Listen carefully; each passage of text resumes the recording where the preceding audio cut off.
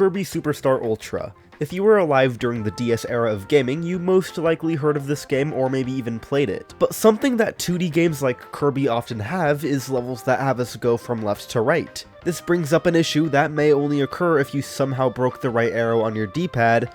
Can you beat Kirby Super Star Ultra without pressing right? The rules for this challenge are very simple. We cannot press the right arrow on the D-pad.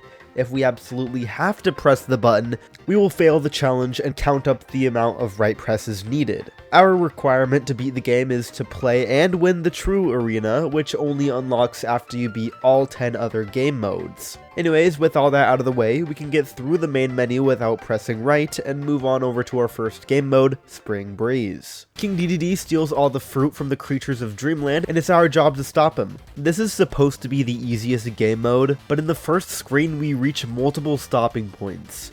The first of which is a very small ledge, but we can't really do anything with it since we can't get any momentum going forward. But there is a Waddle-Doo walking around over there that we might be able to use. If we inhale the enemy, we can get access to Beam Kirby. This ability has a few moves, but the only ones we could actually make use of is the normal Cycle Beam move and the Wave Beam move. None of these are really all that helpful, but the Wave Beam seems to have an interesting quirk to it that causes you to get a slight push from the beam towards the opposite direction you are facing. So if we're looking to the left like this, we can use the beam in the air to get past this first obstacle. The only problem with this is that we just barely had enough time to use the beam since it has some charge up time. So I don't believe we'll be able to get past this taller wall. Does this mean that we're at the end of the road already? Not yet. I had to absolutely make sure it was or was not possible before giving up, so I brought in a second player to try to help me out here. Second players are able to play as helpers, which are allied versions of enemies using the ability Kirby currently has. In addition to being able to move on their own, the helper can jump multiple times instead of floating like Kirby does. This can allow us to use Wave Beam at a time sooner than what Kirby usually would be able to, and we can just barely use Wave Beam to reach the top part of this first screen.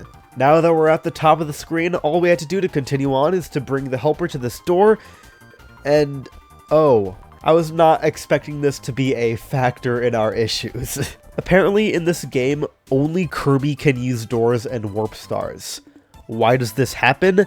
I'm not so sure. It's gotta be some sort of multiplayer exclusion or something. I tried other ways to get over this hurdle, but I really don't think there is any other way over it.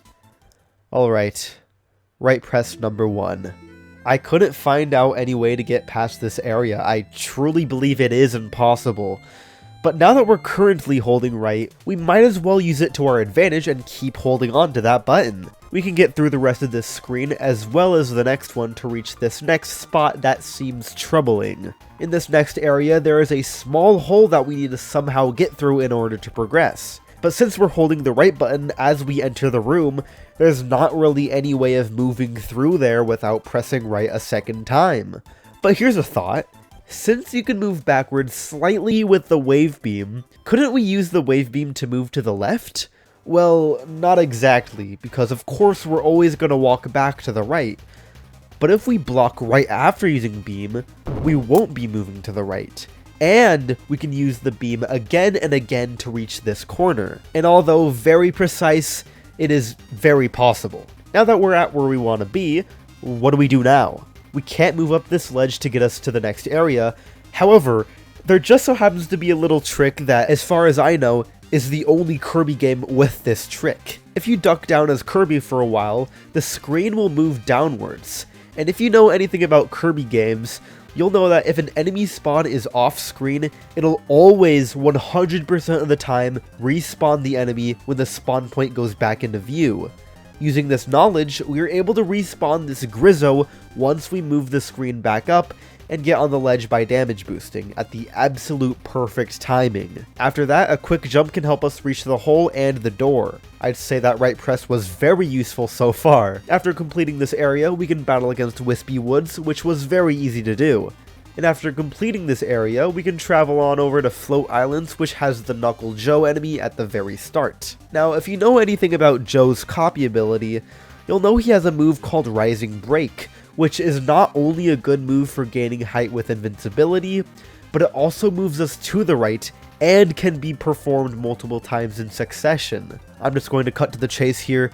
The rest of Spring Breeze is possible to beat without pressing right because this ability is absolutely overpowered. With Spring Breeze completed and one right press to our name, we can unlock the next game mode titled Dynablade. Now, we kind of run into another problem here.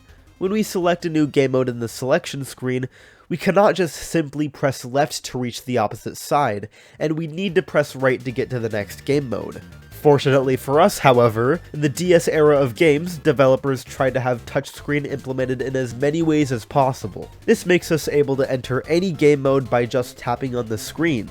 In the first level of Dynablade, we find a parasol for Kirby to munch on. And as you may know from my last Kirby video, this is my absolute favorite copy ability. And I think Kirby agrees with me. Just look at him smiling while using this thing. It's such an easy to use ability, and I'm pretty sure it's the only ability to allow underwater movement. This makes the first level of Dynablade possible to complete without pressing right a single time. Mallow Castle was also not very difficult, but it did require us to use a trick I like to call direction blocking, where you get hit by an enemy to change your direction. This is very useful, and it's probably my favorite move in this game. I used it a ton. We also had an auto-scroller to run through, but it wasn't all that difficult since we can use this moving wall to push us to the end. Wheel Kirby is also shown to us, and this copy ability is good for moving to the right, but it's terrible for doing anything else. For level 3, Cocoa Cave, we start off with Fighter Kirby, which makes the entire level easy to complete.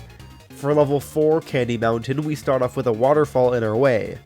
I thought this would be a challenge, but we could just use Fighter Kirby to help us get through it. I just hope water doesn't become a problem later on. Now, for the final level, we have to battle against Dynablade, which isn't all that hard to complete since we could just wait for all of the attacks. Dynablade can be completed without pressing right a single time. Our next game mode is in the Great Cave Offensive.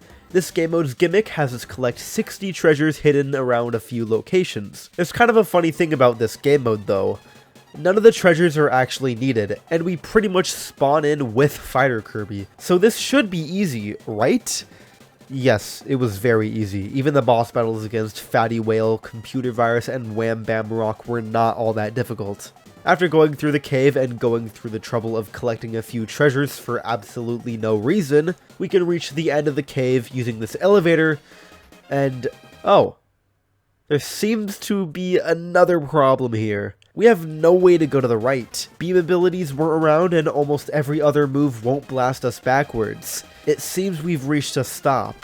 But what if we brought in a second player again to see if they can actually help us this time? When you're in multiplayer, you can press X to teleport to player 1, and depending on the direction the second player is coming from, you can push Kirby either left or right until you hit a wall. This lets Kirby reach the second elevator and complete the Great Cave Offensive in 0 right presses. Now we have Gourmet Race. This game mode is all about being fast, and of course you'll need to go to the right. I'd like to say the only problem with this is the fact that going to the right is mandatory, but not only is just going right mandatory, but we have to run while going to the right, so it's not going to be very good at all. However, there is a trick that I noticed while trying Gourmet Race. If you're holding onto right on the D-pad and use the circle pad to press left, you could not only gain the ability to run to the right, but you could also go from left to the right freely as you please. Now, do you know what this means? This game may or may not be possible to complete with only one right press held throughout the entire game. And even if you give the, oh, well, you're cheating, this can't be done on an actual DS, it kind of can be done on an actual DS, and here's proof. I guess that answers our question. Is it possible to beat Kirby Super Star Ultra without pressing right a single time? No, it is not. But it does only require one right press, very surprisingly. I honestly cannot believe how this challenge ended, and I kind of wish it was a little bit more difficult. Anyways, if you'd like to see me do the rest of the game modes without this broken strat, I'll probably make a video about it if enough people like this video. Keep in mind, I do have a few strats in my arsenal, so make sure to let me know if you want to see them. Anyways, I hope you liked this shorter video, and yeah, that's all I got.